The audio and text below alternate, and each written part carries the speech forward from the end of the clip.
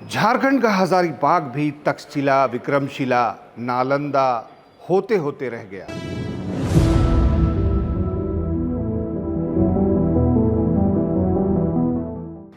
जी हां, आपको सुनकर ताज्जुब हो रहा होगा कि लोग अब इतिहास से भी खिलवाड़ करने लगे हैं। मैं ये क्यों कह रहा हूं, जानने के लिए आइए देखिए इस रिपोर्ट में। मेरा नाम है शहनवाज अख्तर और आप देख रहे हैं न्यूज़ 11 भारत डिजिटल। हम थोड़ा आपको पहले लिए चलते हैं। 2021 की बात है।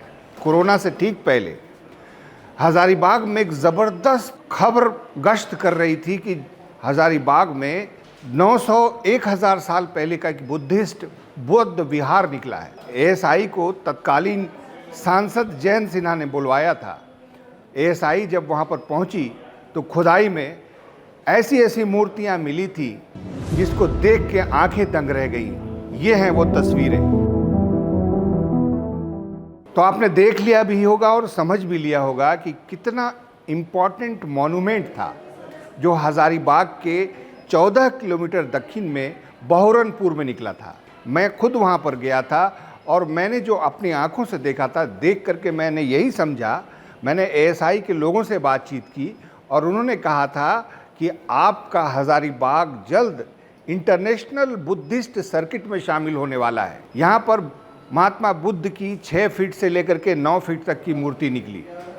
उस ज़माने में ये बात भी उन लोगों ने डॉक्यूमेंट्रली चेक करके हमको बताई थी कि मशहूर यात्री हुएन सांग ने अपने अकाउंट में लिखा है कि बोध गया के रास्ते में एक ज़बरदस्त शहर था, जो वही मॉन्यूमेंट था जिसकी मैं बात कर रहा हूँ, जिसकी वो तस्वीरें। फेनसान ने लिखा है कि चील के आकार की पहाड़ी के दामन में एक बहुत बड़ा शहर था जिसमें महात्मा बुद्ध विश्राम करते थे और महात्मा बुद्ध के विश्राम से जुड़ी हुई तमाम यादें खुदाई में मिलने लगी थी। आसपास के लोगों ने उसमें भीड़ लगा दिया था, तो तार से घेर के फेंसिंग करके मूर्तियां निकाली जा रही थी और उन मूर्तियों को पटना ले जाया गया था। उसके बाद कोरोना आ गया और उसके एएसआई ने खुदाई बंद कर दी और फिर तब से लेके आज तक वहाँ पर कोई खुदाई नहीं मिलती है।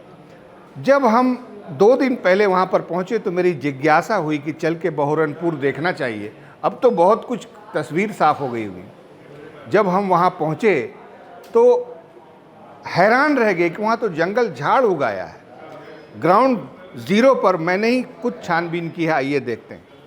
मैं इस वक्त खड़ा हूँ हजारीबाग के 14 किलोमीटर दूर पहाड़ी की तलहटी पर बहोरनपुर में। सन 2021 में इसी साइट पर बुद्धिस्ट यानी बौद्ध विहार का एक बहुत बड़ा सा एरिया में बहुत सारा मॉन्यूमेंट्स निकला था, मूर्तियां निकली थी। आर्कियोलॉजिकल सर्वे ऑफ इंडिया को यहाँ आना पड़ा था, उसने भी खुदाई की थी। खुदाई में बहुत सारी अलग अलग प्रकार की 6 फीट की, 8 फीट की मूर्तियां यहाँ निकली थी। लेकिन आज सिर्फ 5 साल हुए हैं, इस साइट पर कोई गतिविधि नहीं है, बिल्कुल जंगल झाड़ उगाए हैं। ऐसा लगता ही नहीं है कि यहाँ कभी कुछ हुआ होगा। 2021 में यहाँ पर ये खुदाई चल रहा था जिसमें बुद्ध की जो मूर्तियाँ यहाँ से निकल रही थी और कई 1-2 साल तक ये खुदाई चलता रहा था। बहुत मूर्तियाँ प्राप्त हो रही थी, तो कुछ मूर्ति को यहाँ से पटना ले जाया गया और कुछ मैंने टोटल मूर्ति को यहाँ से कहीं ले जाया गया।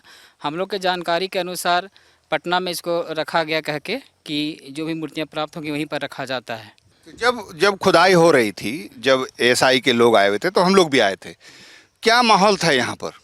माहौल बहुत बढ़िया था। बहुत दूर दूर से लोग यहाँ पर देखने के लिए आ रहे थे और बहुत यहाँ पर यहाँ के जो लोकल, यहाँ के जो सांसद थे, विधायक थे, वो भी आया करते थे यहाँ पर और बहुत आश्वासन दिए थे कि यहाँ पर एक बुद्ध विहार बनाया जाएगा और बहुत बुद्धिस्ट लोग भी यहाँ पर आए थे।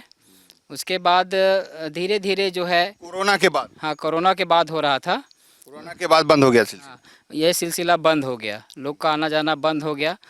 यहाँ पर एक कमेटी भी बना था, पुरातत्व बचाओ, उसमें कुछ सदस्य लोग भी थे जो कि बहुत अच्छा से इसको संचालित करने के लिए प्रयास कर रहे थे, लेकिन अचानक से ये बंद हो गया और इस पर फिर कोई विचार नहीं किया गया। खुदाई हो रही थी तो एक से बढ़कर एक बुद्ध काल की मूर्तियां यहाँ पर, महात्मा बुद्ध शयन अंदाज में भी लेटे हुए हैं।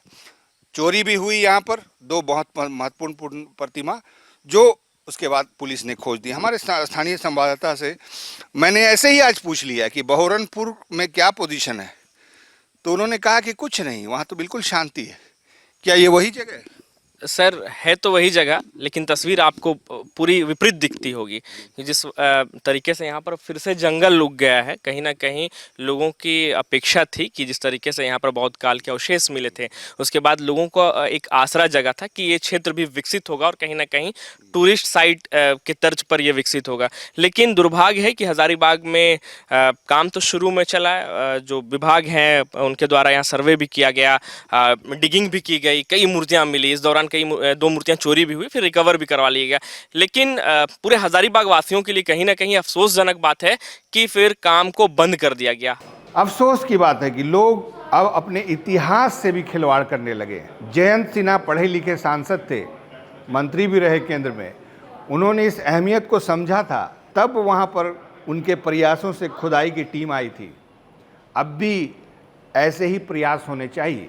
मेरी अपील है हज़ारीबाग के तमाम प्रेस रिपोर्टर्स से, डिस्ट्रिक्ट एडमिनिस्ट्रेशन के लोगों से, डीसी से, कि एक पत्र लिखें एएसआई को और पूछें कि आपने अचानक ये खुदाई बंद क्यों कर दी, आप लौट के इस क्षेत्र पे क्यों नहीं आए। और सबसे बड़ा सवाल यहाँ के पर्यटन विभाग से है, मंत्री महोदय से है कि ये आपकी धरोहर थी, आपने इसके लिए कोई प्रयास क्यों नहीं किया। देख रहे हैं आप ये तस्वीर, ये कोई मामूली तस्वीरें हैं। आखिर एएसआई इन मॉन्यूमेंट्स को, इन मूर्तियों को लेकर कहाँ चली गई? क्या ये प्रॉपर्टीज़ पटना की थी, बिहार की थी?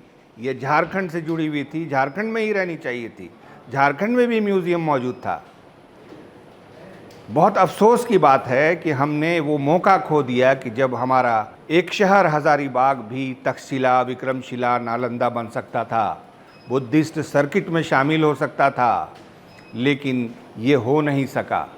अब भी इसके लिए भागीरथ प्रयास किए जा सकते हैं।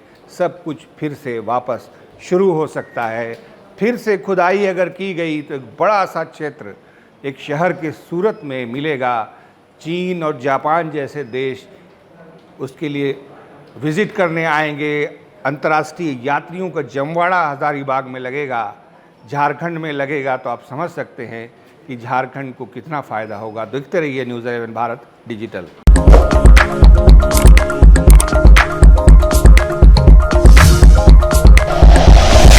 Like and share videos, subscribe करें हमारा चैनल और प्रेस करें बेल आइकॉन। न्यूज़ 11 भारत, सच है तो दिखेगा।